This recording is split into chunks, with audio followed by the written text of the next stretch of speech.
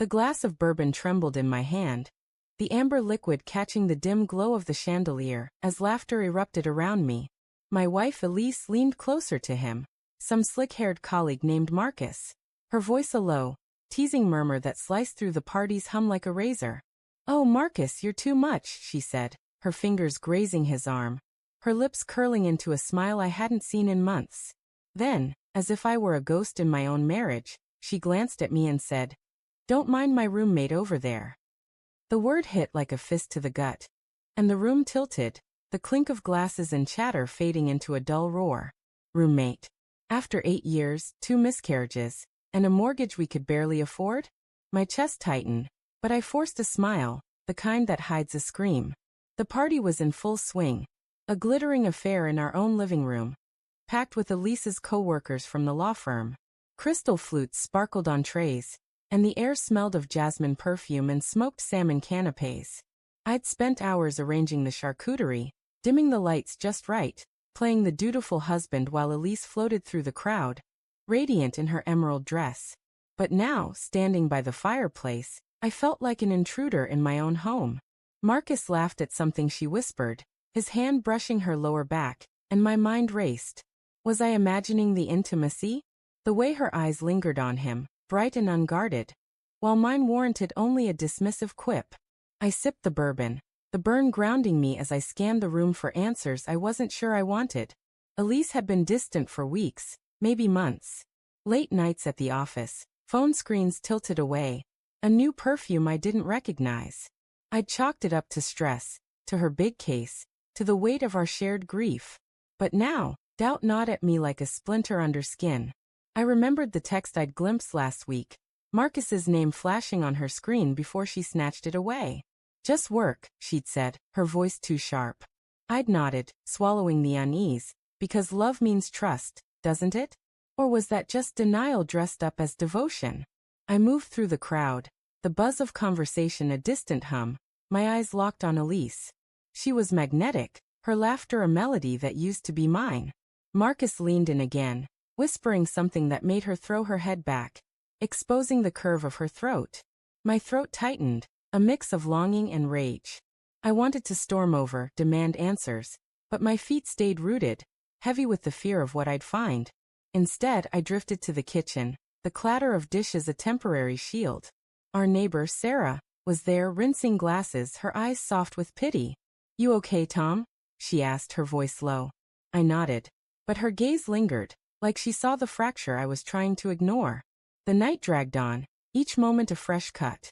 Elise's hand on Marcus's shoulder, his smirk as he refilled her wine, the way she didn't look for me not once.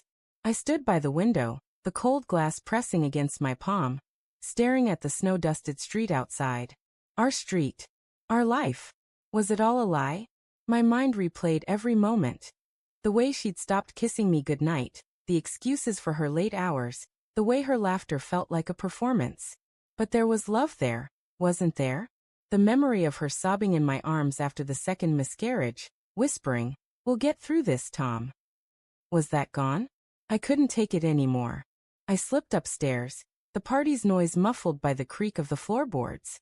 In our bedroom, her phone lay on the dresser, its screen dark but beckoning. My hands shook as I picked it up. Her password was still our anniversary, 0608. The familiarity stung. I opened her messages and there it was, a thread with Marcus, stretching back months. "Miss you already," he'd written yesterday. "Last night was incredible," she'd replied. My knees buckled, and I sank onto the bed, the phone burning in my hand. Photos. Hotel receipts. Promises to figure it out. Each word was a blade, carving away the life I thought we had. I don't know how long I sat there, the party's laughter mocking me from below. Part of me wanted to believe it was a mistake, a misunderstanding. Maybe she was lonely, maybe I'd failed her somehow. But the truth was heavier, undeniable. She'd chosen this. Chosen him. The woman who'd vowed to love me forever had reduced me to a roommate in front of a room full of strangers. I stood, my reflection in the mirror a stranger's, pale, hollow-eyed, betrayed.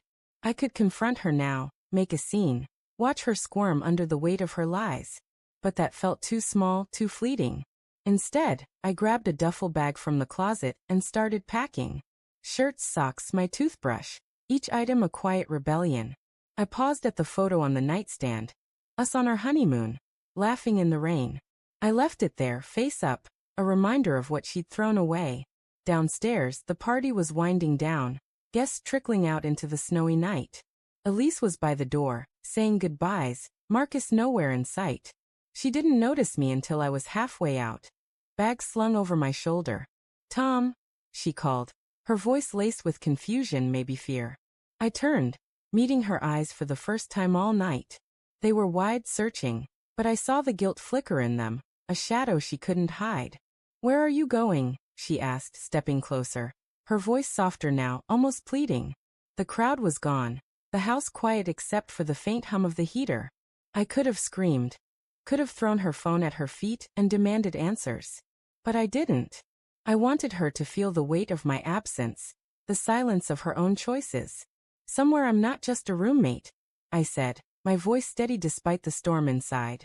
Her face crumpled, and for a moment, I saw the woman I loved, the one who'd promised forever. But then I remembered the texts, the lies, the laughter that wasn't for me. I turned and walked into the snow, the cold biting my skin, the streetlights blurring through tears I refused to let fall. I didn't look back, but I heard her call my name, a desperate sound swallowed by the night. The duffel bag weighed heavy on my shoulder, but my heart was heavier still. I'd loved her with everything I had, and she'd traded it for whispers and stolen nights. As I disappeared into the dark, I left her with the vacancy she'd created. A house full of echoes, a bed half empty, and the truth she couldn't outrun.